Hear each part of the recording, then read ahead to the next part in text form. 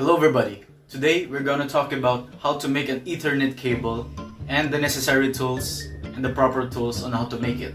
So first, we're going to talk about your work area. You must first find a space or a table if you have one, or that's much better if you have one. You need to find an open area where you can work so you can properly manage your tools, easily organize them, and use your time in an efficient way. So, let's talk about how to prepare the tools. First, you will need a crimping tool. Now, what is a crimping tool? A crimping tool is the most important or the most significant tool you can ever have. Because for making an Ethernet cable, you will need the crimping tool for punching in the pins on the RJ45. And that's necessary because no such tools can ever replace the crimping tool. Now, second one is the wire stripper.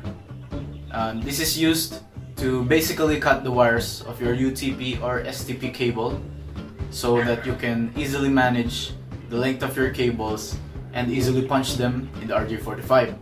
Now, based on my opinion, you don't necessarily need the wire stripper. You don't need to buy one. It's quite pricey, I should say, for a student to buy. So you can find cutting tools in your house like scissors or anything like that sort. Then I should say the crimping tool has a component where you can cut the wires on it, so that's conveniently solved. Now next, the third one is the LAN tester. Now, some of you might say you don't necessarily need one, and I might agree with you because for a student it's quite pricey, I should say, but it's quite handy to have one. It's convenient and you can properly test your skills with one.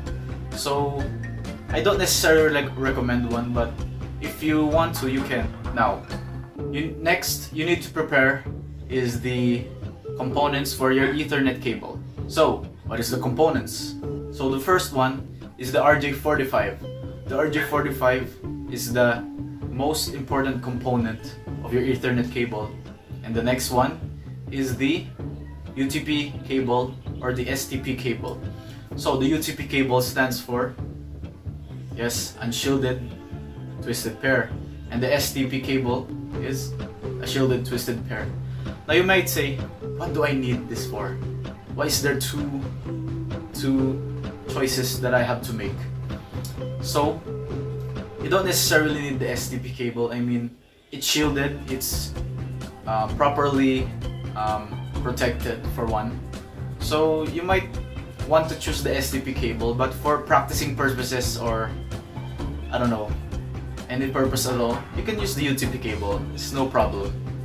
Based on my experience, I used the UTP cable and used it for my computer Ethernet, and it's doing fine.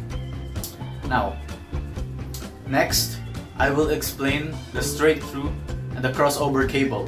So, you might think, what is the straight through and the crossover? Is it the color coding of my UTP cable? Well, actually, to say the least, a straight through and a crossover cable is basically the combination of the two ends of your UTP cable. So remember that the cable has two ends, right? So a straight through cable is basically a cable that has the same color coded ends. So what are the color coded ends? The T568A and the T568B. So when you're doing a straight through cable, you need to memorize the two of them, T568A and T568B. You can choose whatever you want. Let's say you chose T568A. So for the straight through cable, you will need to implement them on both sides. So T568A and then T568A. You can also choose the T568B if whatever floats your boat. So the crossover cable is when you implement on both sides the opposite color coding. So T568A and then T568B. So you might say, what is the straight through, or what is the crossover cable for? So I might explain that the crossover one is for devices that are the same. Let's say you're going to connect two computers, or let's say two switches or two routers. You will need the crossover cable. And then the straight through cable, that is used for, let's say you want to have an Ethernet connection to your router. So you will need the straight through cable from computer to router, router to, let's say, a printer, and then computer. So remember, this is another tip.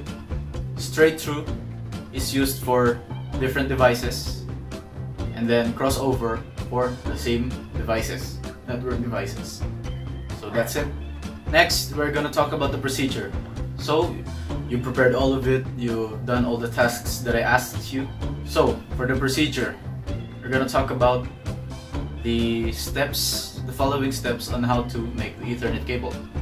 So first, grab your UTP cable or STP cable, and then strip the wire, remove the insulator, and then examine carefully the wires, so you will know where to exactly align them, so that you can properly insert in the RJ45. So you've aligned all of it, you've memorized the T568A or T568B, depending your preference, crossover or straight through. So you've aligned it. Now properly insert the RJ45. So one tip is, look at the RJ45. You see the pin on the back. Now look at the opposite side of the pin and then insert it based on the color coding that you have. So insert it, and then get your crimping tool and then crimp it. Now on the other side again. Now again, based on your preference, straight through or crossover, cut the insulator, properly align the wires, cut the split ends of the wires if there is one. So align it again, RJ45, crimping tool, you're done. Now the LAN tester. If you have one, that's perfectly convenient for you. So insert the other end and then the next end. Now when all the lights light up, it means you're done. You've perfectly followed all the instructions and you're done. Now if it's not lighting up, then you can go ahead and do it again. Now the second tip I will give you is, when you are practicing on how to make the Ethernet cable, you can buy probably 3 to 4 feet length of cable, so you can properly manage all of them. So let's say you have 4 feet of cable, I would say you can cut about 4 pieces of them, so you got 1 feet each. So if you fail on the first one, then you can test it again on the second one. Now based on my experience, you can probably properly do it with 3 to 4 failures, and then you can efficiently do it once again. So it's easily practiced and it's achievable easily, in my opinion. So yeah. So again, to summarize, you can memorize all the coding, the color coding of the wires. So T568A and then T568B. So to remember all of that, I'll give you a trick. So when you memorize all of it, remember that the A1 is the white-green, the first wire is the white-green, and the T568B, the first wire is white-orange. So that's the third tip, and that's all. Thank you for watching.